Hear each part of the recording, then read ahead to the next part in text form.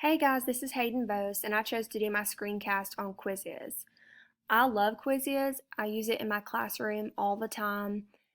Um, it's one of my favorite resources, and my kids love it too. And I've noticed over the summer that Quizizz has actually made a couple of changes. They've updated to where you can now import your Google Classroom classes into Quizizz. You can also let your kids play on teams now, which is also really fun. Right now I'm in student mode and there's a couple of different options on the screen. So one option is for the students to type in a 6-digit game code. So their teacher will obviously have to give them this code. I usually just put mine up on to the board and they type it in, and when everybody's in, I will hit start and then they'll get to play Quizizz. And then of course there's so many different quizzes that they can choose from. There's all different kinds. I usually, for example, today my kids took a test on Wonder, the book we've been reading in class, and so I don't have enough books for everybody to take home, and even if I did, I'm not so sure I'd want them to take them home. So what I did was I searched for some quizzes, and I just typed in Wonder parts 3 through 5. And as you can see, a bunch of different quizzes popped up.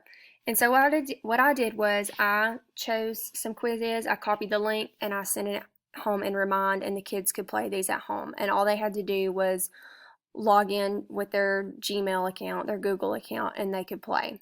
It was just easy as that. So you can search quizzes like that. They love to do this. They think it's more fun than anything. That's another option. Next week we're going to be going over figurative language. So I'm going to type in figurative language.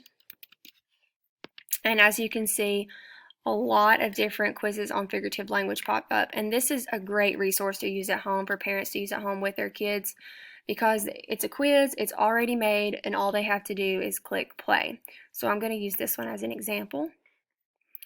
And another cool thing about Quizizz, it also does flashcards. So if you don't want to play the game, you can study before, you can click on the flashcards,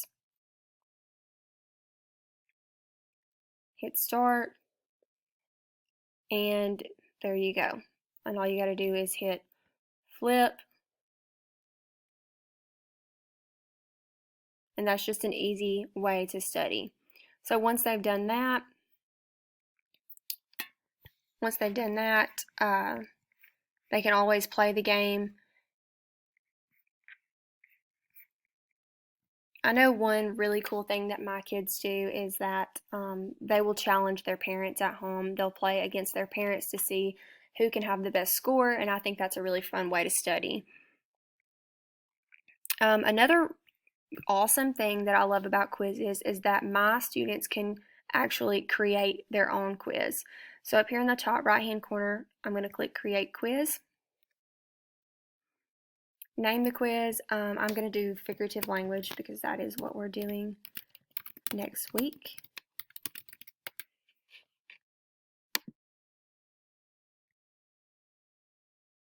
And I'm going to write my own. You can also teleport from Quizizz library. So what that means is you can find questions from other quizzes and make that your own. Things that are relevant to what we're doing, you can make that your own quiz. So those are two options right there. You can write your own, or you can teleport from the Quizizz library. So I'm going to choose this one for time's sake. And like I typed in figurative language, and I can go through all of these quizzes to make my own. So I can add these to my own quiz.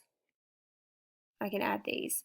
And if I do decide I want to make my own, I can go over here, create a new question, and make my own.